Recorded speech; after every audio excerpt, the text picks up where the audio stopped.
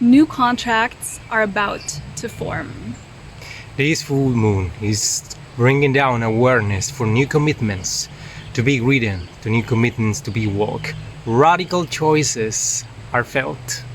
February 12th, we have another full moon coming up, and we're going to share about the details. What are the challenges? What are the struggles? What are the beautiful, beautiful opportunities with this full moon in Leo? But first of all, I want to welcome you. My name is Jennifer EIREEN. And I'm Federico Focha. And we are still in the beautiful, beautiful lands of Colombia. We are here, with a lot of magical plants, a lot of birds with magical sounds, and many more animals. And I feel like, of course, everybody is somewhere else in the world right now experiencing their own full moon. But I think for us, one of the topics this full moon has been bringing is really the question of the chatter, the communication, the noise. And one of the big things happening with this full moon right now is we have a cazimi with Mercury. Already the day before of the full moon, but even after the full moon, Mercury is still quite close to the sun. So cazimi means that the sun and Mercury are together, which means the sun is kind of purifying the energy of Mercury, but also burning it a little. It's like a fire activation, a fire cleansing. And it reminds me of something that a friend shared with us this week of a fire ritual where actually the body was burned with fire as a sense of a spiritual purification. Of course, this was done by like a trained elder who, it was a very specifically unique technique that I've never heard of before. And this is what is happening right now with our Mercurian energy. So what does that mean? It's our sense of communication, but also the way in which we travel, the way in which we exchange information, interpret information, the way in which we receive and perceive the world and what is going on. So there it is. In a cazimi, things feel like, so much information. It feels like, where is this taking us? But it's so close to our awareness that we cannot deny it, and it's to be used because it's precisely what is needed to be communicated. Those thoughts, that way of sharing, are exactly what are to be shared. And right now I feel with this energy, it may feel like an intense activation of ideas, of language, of meaning, of things that are found. And at the same time, maybe a struggle of being able to really be with all of that, to integrate it, to be able to hear yourself. And I feel like here with so much rich abundance and nature, there's also been really the struggle of how to find the necessary silence, the necessary space to really listen and be with those parts of the self. The sun is connecting you to your sense of identity. It's connecting you to how you witness and observe not only the world, but of course yourself also in the world as part of the world, giving not only the space but also your own being a sense of identity. And so also with this Mercury energy, we are traveling, we are noticing the different nuances of identity. We are maybe even allowing the identities to shape shift a little bit, to be able to take on different forms. And sometimes the identities may also be playing a bit of a trick on us. Let's remember that Mercurian energy is also highly trickster territory. And we can play the tricks on ourselves, but also nature can play the trick on us. The eyes can play the trick, the brain can play the trick, so being aware of also the trickery. The Joker energy that is trying to manipulate, and understanding what beneficial things can we actually do with the energy of manipulation. So to not be scared of nature, to not be scared of life and run away from it, but ask ourselves, what what can I do when I ask for a specific identity to appear, to emerge? It's like when you are traveling and you don't have a clarity on where to get what you need, where to go. The best thing to do is to ask the locals. Yeah, you need to catch that information so you can tell what is the best way of getting there. Yeah, and of having a very effective experience. Yeah, I feel like for me, this is also right now a very deeply personal process. I think maybe that's why it's more difficult in the last weeks to have this objective way of looking at the chart, at the transits, because it is so personal for me right now. My birthday is coming up. I also actually have a Mercury Sun conjunction, a cazimi, in my natal chart. So right now this is like really a big mirror of my birth energy, of my birth moment. Yeah, and at the same time a lot of intense things have been happening here that are really aligning with the aspects right now. Not only do we have Mercury in conjunction with the sun of course in opposition with the moon, but we also have beautiful things happening right now with the North Node, with the energy of Neptune. Venus was there in the last weeks, has now already moved on into Aries energy, but I feel like has given us so much, has given us like a package on the path, like a little bag of nutrients for us to... Like clues to keep exploring, exactly, which to follow. Yeah, and this topic that just came up while speaking, this, asking for a different identity and noticing the tricks and really moving beyond the trickery is also something deeply personal that I've experienced in a ceremony that we were in just a few days ago, and feeling like, there's another opportunity actually to go into a similar ceremony again, and the desire to go again, but with a different foundation. And with an awareness of the tricks that have been played on me, on my mind, on my identity, the first round, and going back into it again, and specifically asking and being ready, being prepared to play the game. That's what it feels like. All right, I'm prepared now to go in again, but this time I'm gonna really play the game.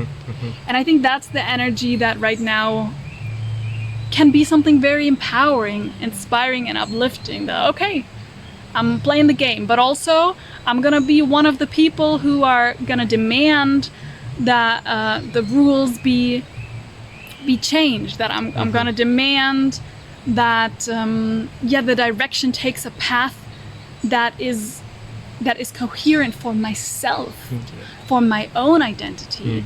And with the sun energy, understanding that identity is a really crucial part to utilize that Mercurian energy, that activation we have right now.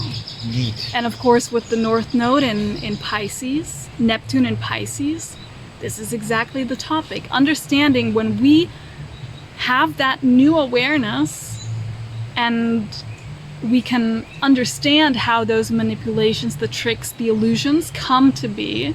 We can start playing with them and shape-shifting because we have a clear identity that has enough flexibility to move and utilize the resources. Then something primordial can change. Then we can really access the initial gifts, the nodal gifts. We can really access the karmic intention of being here, of what you want to do with your energy body, with your frequency. And is that need of discerning, if you require of more information on that thing that is so important to be shared, whatever is happening in your life, and as in our case, you are traveling and you feel that it's better to ask another local, check here, check there, so to have the most accurate information, then just go for it. So there is enough to discern and act from an individual perspective, but that is informed, that is aware of what's going on because it can recognize where it is. What else is this full moon bringing us? Well, for one, we have a square to Uranus. That already shows us that this is a moment of big change where the changes are a bit more radical, or perhaps they are more unexpected. They might be more unusual, or they just simply might be more, I feel it as profound, as like something, the earth itself changing, not just something growing on the earth, but like the stones themselves, or the whole tectonic plate moving, or something really primordial, and something big, something that will be a long-lasting change. And another big energy that we're feeling very present with this full moon is actually the energy of water. We already mentioned that there is a Neptune North Node conjunction in Pisces, but we have also other aspects in water elements. We have Saturn there in Pisces as well, forming a trine to Mars, which is right now in the sign of Cancer. And there is another trine formed to the sign of Scorpio, where we have the energy of Vesta and also Juno, but forming this trine more exactly is the energy of Vesta. So that is forming a big trine. That is a big piece of information, a flow, a communication. And I feel that because Mars is retrograde right now, we have Saturn in Pisces, we are also kind of reflecting on what are those actions that maybe we have never taken before that will actually allow that dramatic shift of boundary. What are the actions that we have a desire to be taking, but we just find there is this limitation coming up again and again? And how is that connected to Neptune North Node? How is that maybe becoming a pattern or a story in your lifetime, but now really analyzing, like, that's the word, analyzing with this full moon with Mercury, how those actions or lack of actions are really connected, so that we can have a deeper, more profound understanding of what to shift, what to change, what to do next, how to really maneuver ourselves to be able to do the things that we do have a desire for, understanding all the limitations. So Cancer resembles the nutritious space. Mars is those actions that are nurturing our big vision, which is here Pisces. So it's just like checking which actions, what willpower should move so to nourish the bigger vision. But it's not a vision that needs to be defined. It's just that it's inspiring, that is really taking us to be in touch with everything. And if there's not like that, it's not need to have like the clarity of like the huge plan for humanity, but at least that part that feels inspiring, and those actions that could give us a sense of being connected with that part of the plan, or at least of that something that makes us feel doing good. And with that Vesta being part of that trine, really the awareness, Vesta is in Scorpio, so really the awareness of what are those deep spiritual, non-physical, alchemical actions that have been taken or lacking, that are contributing to this topic, that are contributing to the foundations, to the stability, that are contributing to the sense of discipline and structure. How or for what are you really vouching yourself? What ideas and beliefs are you giving your name to? And how are you still nourishing that tender flame of belief? And where have you been also giving maybe too much devotion to things that are not aligned? But really understanding the power and the impact of that deep spiritual connection to something that allows us to engage in a holistic way with life, that allows us to understand our life from feeling it, from being it, being one with it, from our soul's perspective, and not just with our physical eyes being able to see. Divinely guided actions. And the other asteroid there we already mentioned, is Juno. Juno is also in Scorpio. And Juno is in 28 degrees, 29 degrees. So Juno is making a trine there directly to the North Node and to Neptune.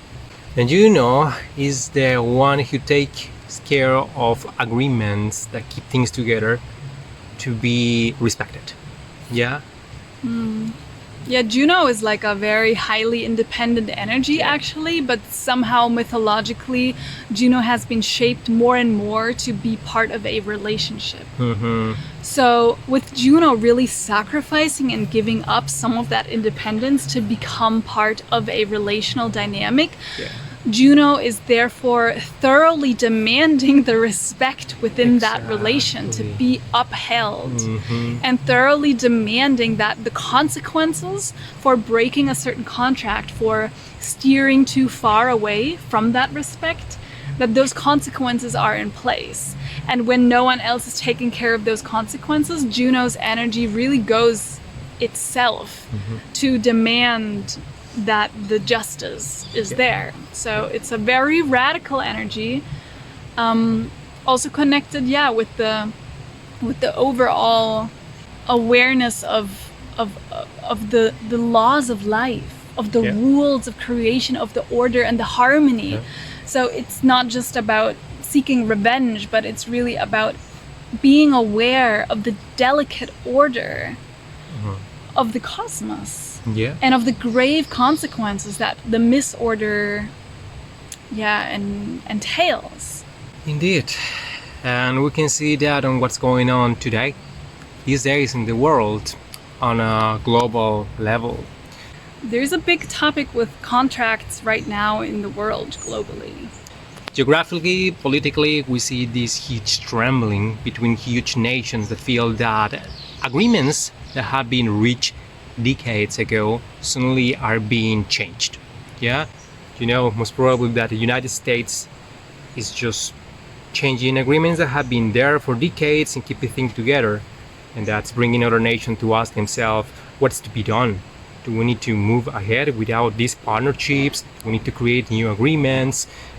They are asking for respect, of course, but at the same time it's a moment in which globally the huge question is, how do we agree in important things that are allowing us to keep together side by side? This is Juno. We also see this with the agreements. For example, the Maori people, the native people of New Zealand and their land, and the agreements that have been made with them about who governs the land and how, and noticing that in different translations of those agreements there are actually different things stated and written, and that is causing a huge uproar, a huge confusion, and of course a big movement of energy. I feel we also see this with agreements of peace and agreements of ceasefire there in the Middle East, that there's a lot of tension about, are those agreements going to be held, are those agreements going to be respected or not, and what happens with those agreements, what happens after those agreements. And a lot of all around the world, of course. It's raising the question of what is the foundation from where we are making agreements. And I feel that generally, collectively, there's a big wave right now of new, not new information. It's actually information that has always been known, but there's like a new wave of that information flooding our systems of information, our systems of consciousness. People, being more able and willing to dive into those topics yet again, and to understand where things have still not changed, where the agreements have maybe never even been made for some type of justice to be in place. With many places in the world that have been subjected to a lot of violence, a lot of injustice. Be it current injustice, the workers in factories, the workers in mines, in many countries that are having to experience the consequences of the deterioration of their lands, of their health, of their communities, in order for other people to gain profit from that. Yeah. Or if it is topics that are already more in the past, the past, the slavery, the crimes and injustice that whole nations of people have had to endure, again, for some type of progress that has been progress only on one side. And on the other side, it has been a deterioration. And here you are also talking of another major aspect, which is this full moon is in a square with Uranus, and Uranus is in Taurus. And it's the question of what are we doing for the earth? And the earth begins with the body. Yeah? How are we respecting to those that are allowing the physical things that are so important in society to keep moving? Yeah. And it's raising the question of like, the past, of course, because there are certain things that are not being done as if they were in these times. Yeah, there are certain rules, certain ways of interacting with the earth that are quite obsolete.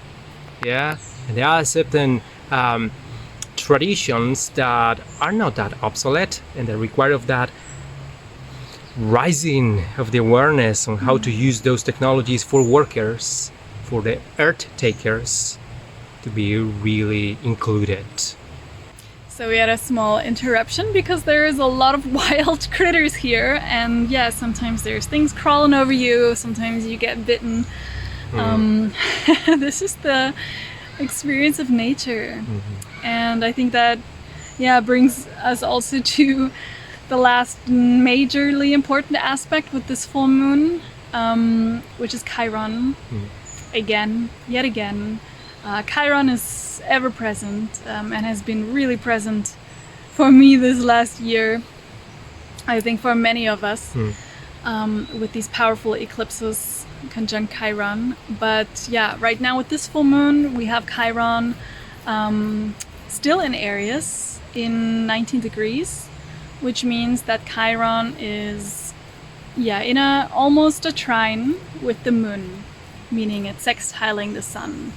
So this is an opportunity where we are really sensible, where we are really sensitive to understanding our wounds, understanding something, a little piece of information, not only about the wound, but maybe also about, with the moon in Leo, about how this wound is affecting or creating or connecting to our identity, our self-expression, how we can use self-expression to communicate the sensitivity and the wounding.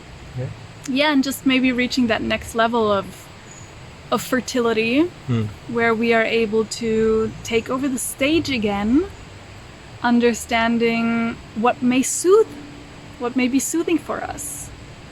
But also having to endure some pokes, having to endure some bites along the way, especially with the mosquitoes, having to endure a little bit, but being maybe also more confident about managing things, being more bold, more assertive, or more playful, being more Leo with our energies.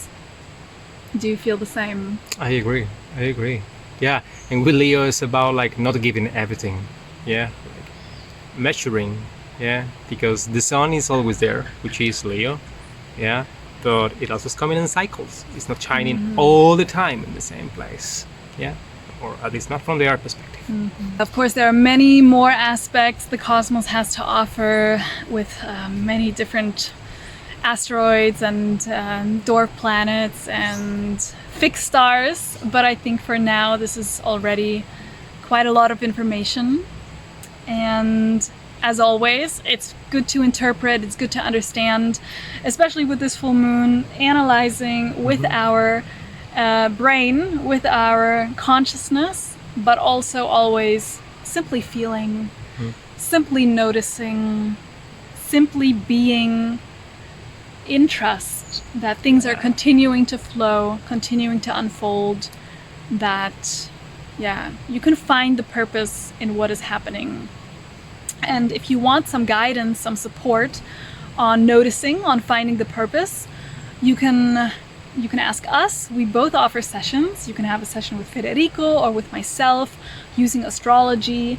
I also offer sessions with the tarot or even constellation work, which is family constellation, emotional constellation, a very deep, profound way to change also the situation of your ancestral energy, of your lineage. So if you want more information about that, you can find it on the website jennifereireen.com, and I will link Federico's information down below so you can contact him as well. And please like and subscribe to the channel. Please share the video if it gave you a positive feeling or some beautiful bits of information. It would really, really mean a lot and help the channel to grow and help support us in utilizing our energy to make these videos, using our time, and being able to share this information with all of you. So we love to hear from you, what you are experiencing right now, and what is the way in which you are feeling this profound energy, this profound shift.